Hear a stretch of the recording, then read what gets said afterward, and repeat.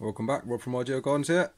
So today we're just going to do some winter maintenance on this strimmer head, string trimmer head, weed eater head, whippersnipper head, weed whacker head. There's so many names, can't keep up, but yeah, your standard string trimmer head.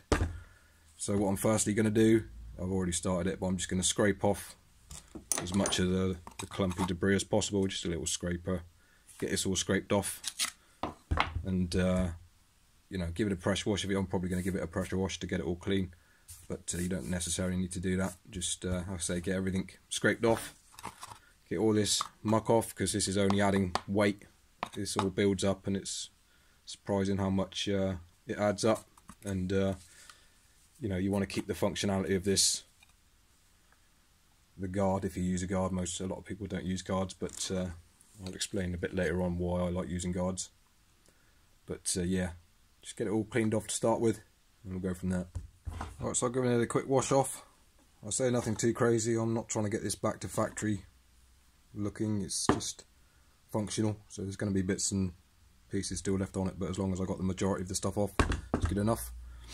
Right, so where do we start now? Let's get the head off. So again, if you've got your Stihl tool, if you haven't got one, you can use a screwdriver that fits. So you put it down this little hole at the top. Yours might be in a different position, but generally they're on the top. And just spin the head, and you'll feel it lock in. So that's locked in now. So now you can undo this. This is a left-handed thread, so you need to go clockwise if you're looking at it from the underside, as it were, and then just keep spinning it, and that can spin off. Take your little plate off, and again I like to clean this out. If you've got any muck in here, just get it all scraped out. Give this plate a clean, make sure it's free, and again if you've used a pressure wash, it'll clean it off. Get this sprayed up with some WD-40 or something similar. Give it a good coat. Likewise in here, you can give this a little squirt as well.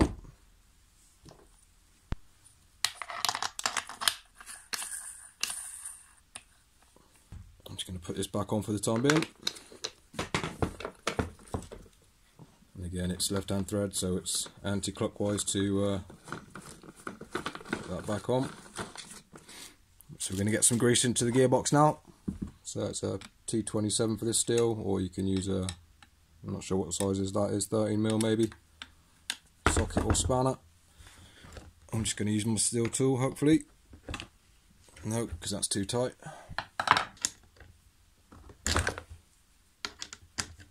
That's broken it off. And again, before you undo this, make sure you clean off all around it, get a wire brush and clean this off. You don't want any debris going in there. There's a little grease hole there. Now what I use to grease these, I've just got a grease gun. You can buy the screw-in cartridges from Stihl or wherever else. You just literally screw in and squeeze the glue out. Squeeze the grease out. But I'll just use a. So yeah, I'll just literally get that in there and then pump my grease into it. And I'll get my finger and I'll force it in, and I'll give this a turn as well at the same time, just to try and force some of that grease round. That should be plenty.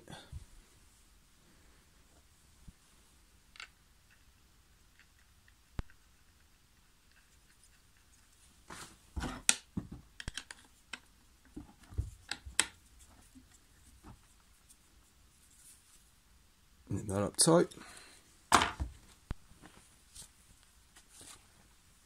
So that's the grease taken care of. The next important step now is the cutter for your string. This is very important, often gets overlooked. this needs to be kept, I'd say, razor sharp. If you don't keep it razor sharp and it becomes blunt, it has a lot harder time when you bump this, cutting this, and it doesn't leave a clean cut. Obviously, you know, this will get blocked up with rubbish and debris, and the functionality won't work as well. And what you end up happening is you get long wispy ends, which is not good. Hopefully you can see that. You get a long wispy end like that. So yeah, with these string trimmers, line trimmers, they do the cutting on the end, so that is not very good. That's bad, having that long wispy tassel. You ideally want a nice clean cut, squared off pretty much end. That will cut better than, say, that. So that's why it's very important to keep these razor sharp, and that's another reason why I run guards. This is probably one of the most reasons I run guards, because you get that clean, squared off cut when you bump the head, and when this is functioning correctly, when it's nice and sharp, it will trim it off lovely and leave that nice sharp point, or, you know. Whereas if you haven't got a guard on, you're always going to be cutting with these kind of wispy ends. So yeah, that's one of the main reasons why we're on a guard. So actually, you're keeping the grass healthier when you're strimming as well. So right, let's get this one off and give it a sharpen. Again, this guard's just a little T27. Some guards will be different, but they're generally easy to take off. It's probably just a couple of screws.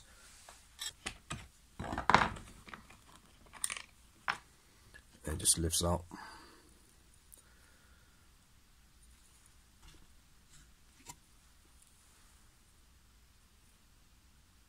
So this cutting edge is not too bad because I keep mine relatively sharp.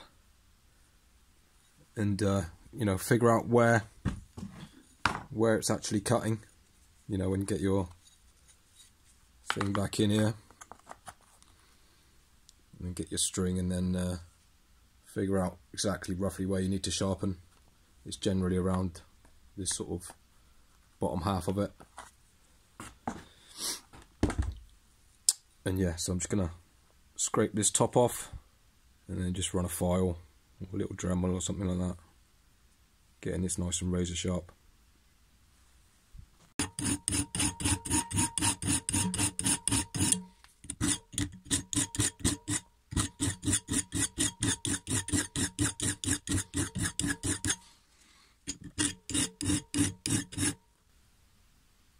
That is nice and sharp. Make that as sharp as you can.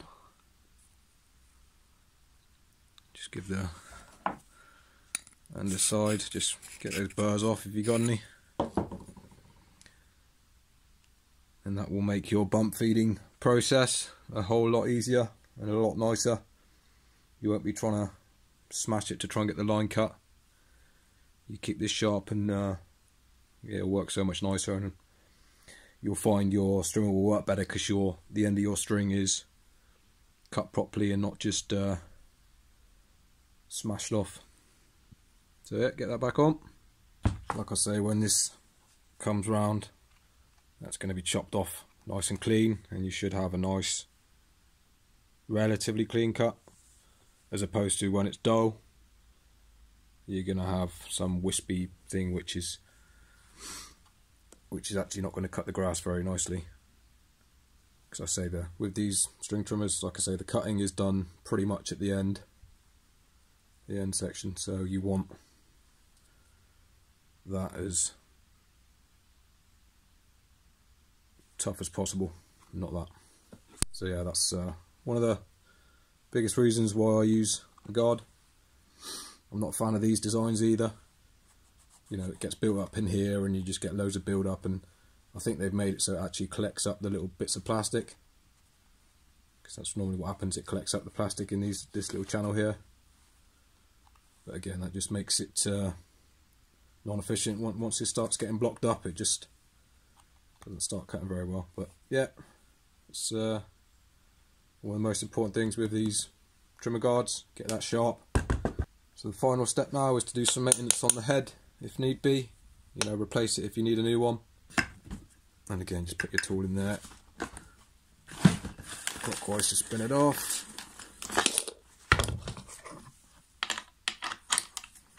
Leave that in there for the time being. Now these are not bad, a lot of people hate on these, but if you keep these relatively well maintained and occasionally take all these covers off and give it a good spray inside, they work fine. And they're a lot cheaper than the speed feeds, the speed feed heads, the Echo ones. I've got an Echo one somewhere, but I can get 2 of these for the price of one of the Echoes, so for me, I just use these, and I've got no issues with them. And I like the low profile of these as well, so you can, if you're doing short grass, you can cut quite a bit shorter without having to sort of tilt the trimmer head into a weird position. So yeah, first thing, dig these little channels out so you can get your fingers in there easier. It's nothing worse than not being able to turn it very well. So get these all dug out. And you know, if you're going to do this, it's probably easier to do it when it's run out of line. But you've got 2 little tabs on the side, one there, one there. Just squeeze those in, and then your head can pop off. I've done another little video on this about little quick maintenance of these. But this inner ridge, this little ridge here, that's what you want to try and keep free, keep as clean as possible. You can go crazy and get that all cleaned out if you need to. I'm not really going to bother, but the cleaner they are, the better they're going to work. Like I say, it's just this inner ring. Make sure that's free of debris. So getting these off now, it's relatively easy. You just lift these out, and you can fold your line into the slot so you don't lose it, and then lift it out. There's not a lot left in this one, so you know you're left with that. Again, get all this cleaned out, wiped out best you can. Make sure these eyelets are good, free of debris as well. Make sure your spring's good. And what I do is get some WD-40, give it a spray around this central, whatever you call it, and your spring as well, make sure that's good. And again, clean this up if you need to. Just give this the inside squirt of WD-40, and also this right inside here as well.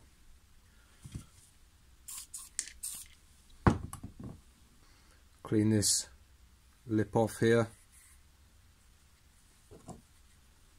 and then just manipulate it back in, trying to get your string in the lines. It's sometimes a bit awkward.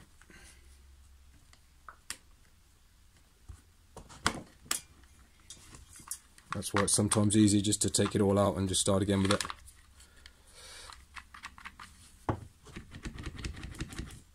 Check the spring's working and it's coming back free.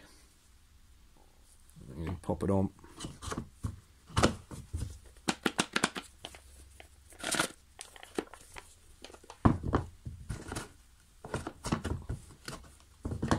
And that's pretty much good to go back on. So that's pretty much a tear down of one of them. Like I say, if you're unsure of taking it off with the string still in, I mean, it's not hard, just manipulate it out. It'll only come out one way or a couple of ways. You'll know if it's sort of stuck in. You lift those bits out first, yeah, it'll come out. You know, and then you can just pull this through, get rid of that completely, and then just start from square one. Just find out which way it goes in.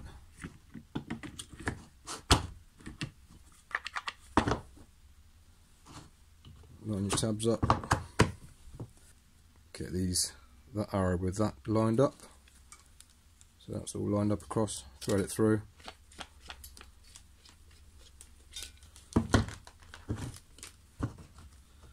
I need to reload this one, so I'll do that at some point. Get the line equal, near as possible.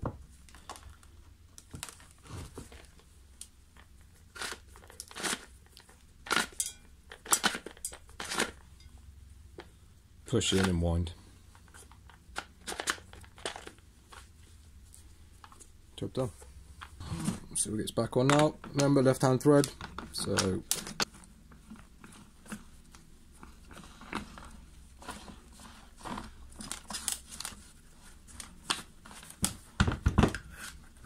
get your little tool in. Tighten it up as tight as you go by hand. Don't need to go over crazy. So there we go, all done. Like I say, we've got this cleaned off, we've got the gearbox greased, we've checked in here for debris and got that kind of clean. We've done a little light service to this head now, so that should bump nice and free. We've got the rubbish scraped off the guard, and most importantly we've got this little line trimmer, line cutter, we've got that sharpened up. We've got a good edge on that now, so when we bump it, when we smash it on the ground, this is going to come out and this is going to cut this off to a nice point, which will, you know, make your strimmer work better. It's going to leave a lot nicer finish on the grass as opposed to the smashed up ends that normally occur. So yeah, I hope that all helps. If it does, smash that like button, helps the channel out. And yeah, any questions or comments, let me know. Thanks for watching, everyone. Cheers.